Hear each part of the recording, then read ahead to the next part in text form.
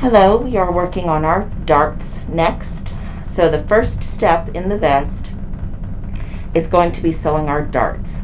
So as I explained before, the darts, our bodies are three-dimensional, the fabric is two-dimensional. So we have to find a way to help that flat fabric adapt to going on a shaped body, okay?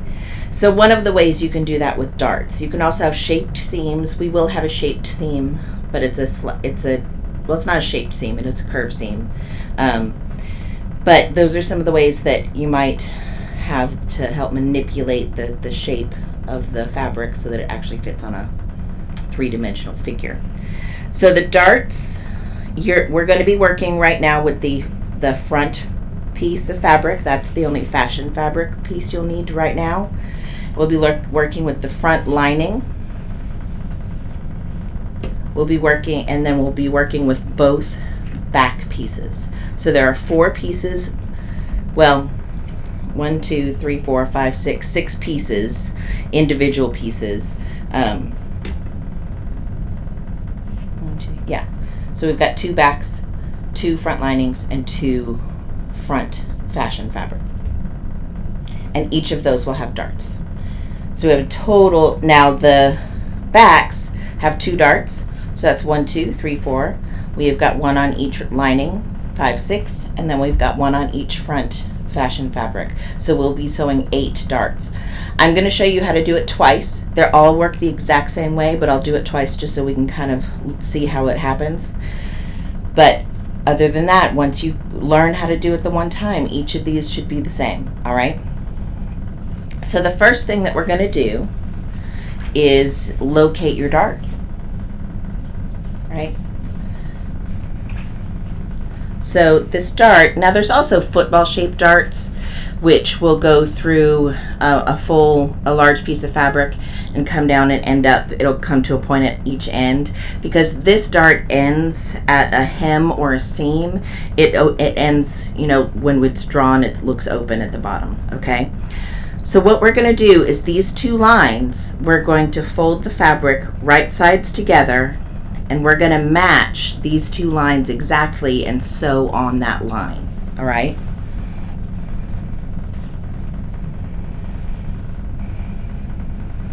Okay, so I'm basically folding directly down the center of this dart. You can draw that. There are some patterns that actually have the center drawn in. I think that yours has that. I don't typically draw that, but if you needed to or wanted to, you could. But the way this works is we're looking at this line from this side. I'm going to put my pin through that line and I'm going to poke it through the other side and see if it's coming out on the line on the other side. It's slightly off, so I'm going to move it over. And now I'm going to put my needle back in on the line again, coming through to the other side on the line on this side. Okay, so do you see how we've pinned that? So we've pinned it so those lines are exactly on top of one another. And that's what we're going to do all the way from the bottom to the top. And if you folded it directly right exactly down the middle, then they're going to kind of line up. But sometimes you might have that a little off. So if you come through and you see that your needle is off the line, you'll just pull the needle out. You try to keep it in the one side so you've got a placeholder. And you just kind of fold the fabric again. See, and I've come out a little off the line again. So I'll pull the needle out and fold it over a little more. And now I've come through on exactly the line. Okay, I'm on the line on both sides. So now I know I'm lined up. And that's how you pin the dart. And like I said, we'll do that all the way to the top.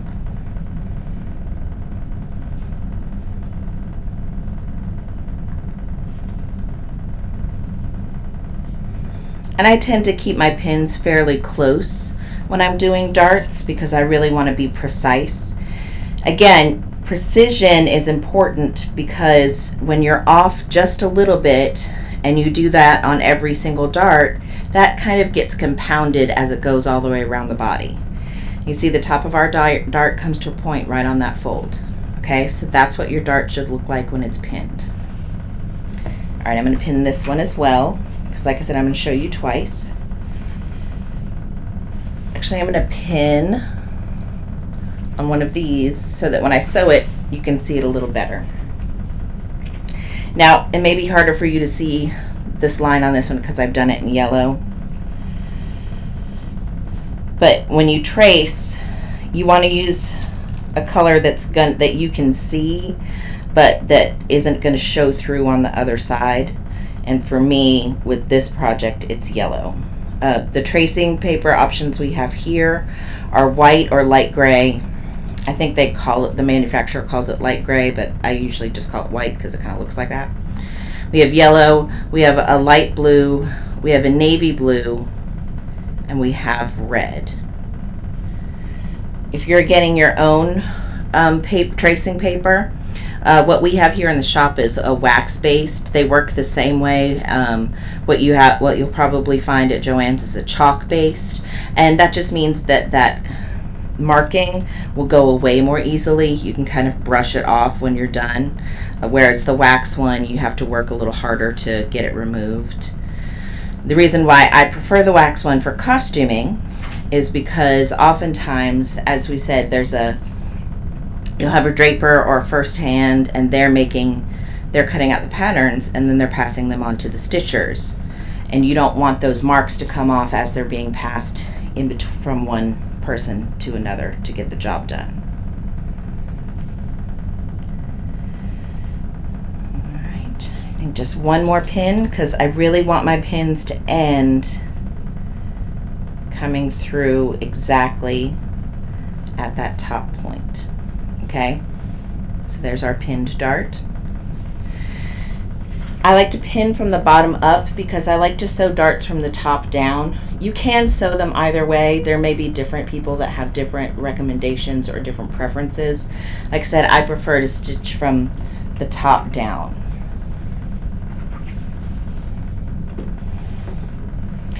So what I'm going to do is I'm going to put my fabric under the foot. Because I want to start exactly on the right place, I'm going to start with my needle in the fabric. I'm going to put my needle into the fabric exactly at the point of that dart. Okay. Then I'll put my foot down, pull that pin out because it's right there at the top. And this is a place where you want to be very careful with your back stitching. Literally no more than 2 stitches. 1 or 2 is all you need here. And remember, you're not following a seam allowance mark here. You're stitching on that line that you've drawn. So you want to make sure that line is lining up with your needle as you go through. And if you are starting if you've pinned it from bottom to top, and you're starting at the top, your pins are in line to be pulled out as you go along.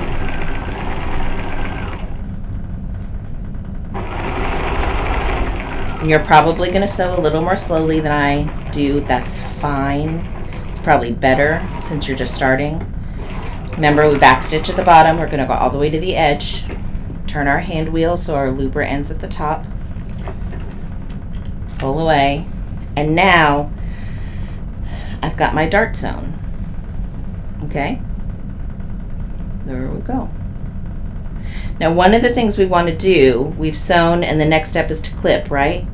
But before we do that, just to make this a little nice, extra secure, I like to take the thread at the top of the dart and just tie a couple quick little knots. Because we are doing a smaller back stitch there, that just helps it be a little bit more secure.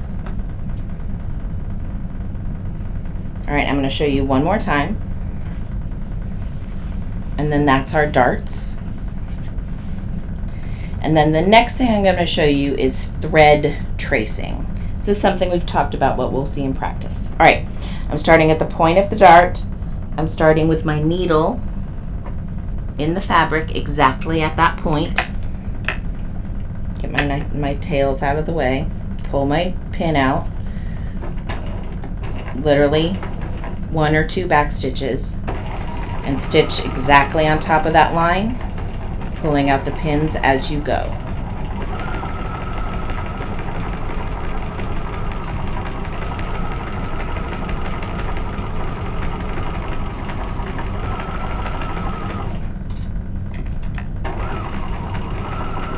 right, back stitch at the end. We'll clip the end. We'll come back up here to the top of the dart, tie our 2 little knots if we don't let go of the thread.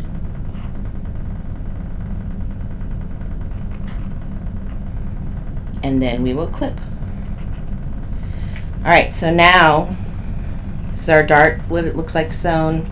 Let's see here, we've got a contrast. So this is what our dart looks like sewn on the inside when it's folded.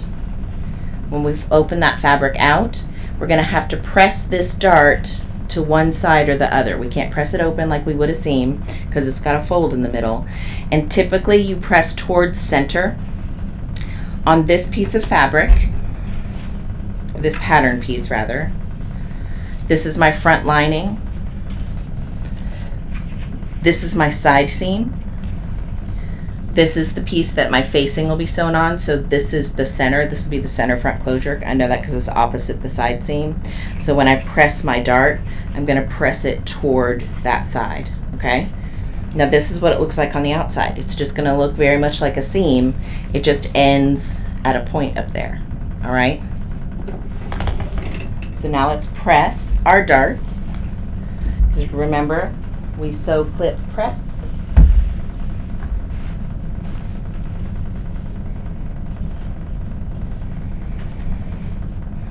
Like I said, that's my side seam pressing towards center.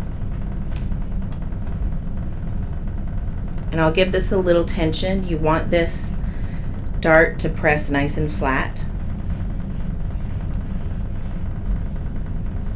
And the whole point of coming to a point is that it should be fairly smooth at the top. My iron got a little icky. All right, so then if you want to press it from the front just to make sure it's nice and flat, you can do that.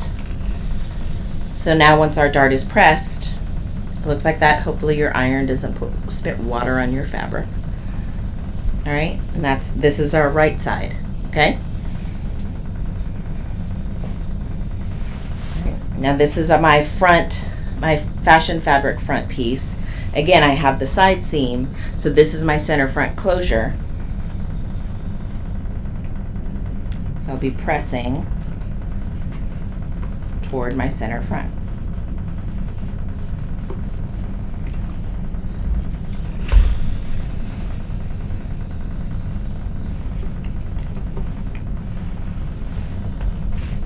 Okay. So there's the dart inside. Okay, so these are darts. This is how we get those sewn. Like I said, you'll have 8 of those to do.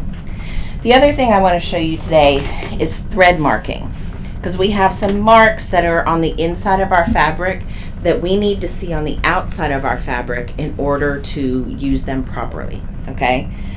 Thread marking or tracing generally is your longest stitch length, so we're going to go down to 5 or up to 5. And what I need to trace is my center front line, and then where this is the line I did by accident, so it's really this one that's harder to see. I didn't trace that as well, but we're marking our center front line, and then we're marking these little button and buttonhole placements. Okay, and the way I'm going to do that is I'm going to come over here to the machine.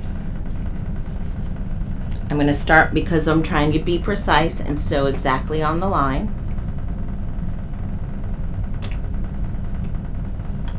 I'm going to start with my needle in the fabric on the line.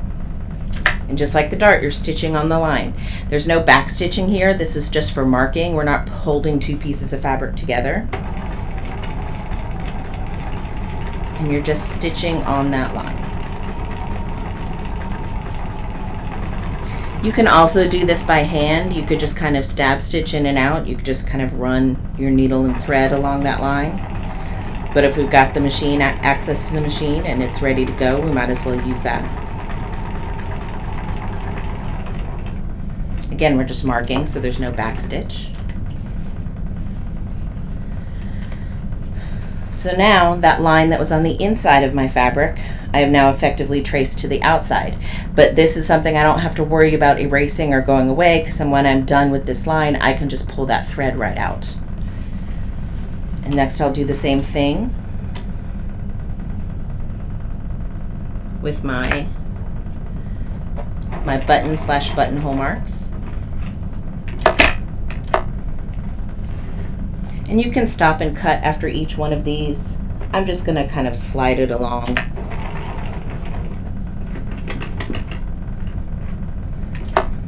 Whichever way works for you.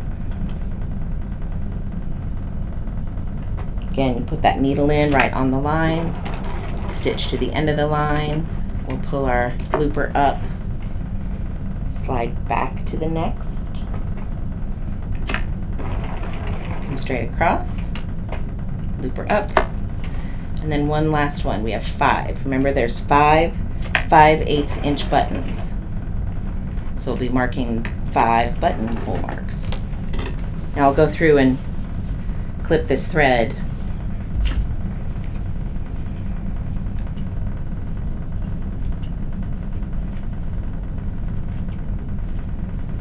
So now what I've done is on my fashion fabric, I've now transferred the marks from the inside to the outside for where my center front is and where my buttons are going to be. All right, so that's darts and thread marking. You can mark where your, you can do the same thing to mark where your welt goes. But this is, so if you're doing just the regular welt that's on the pattern, it's a kind of a squared off U shape. If you're making the, what are these? The welt pockets, then they look, the lines are slightly different, but it's still the same process to do that thread marking. You're just going to follow that line. In this case, it's going to be the top and the bottom line. When you're sewing over that dart, you want to make sure it's still laying down the way you pressed it.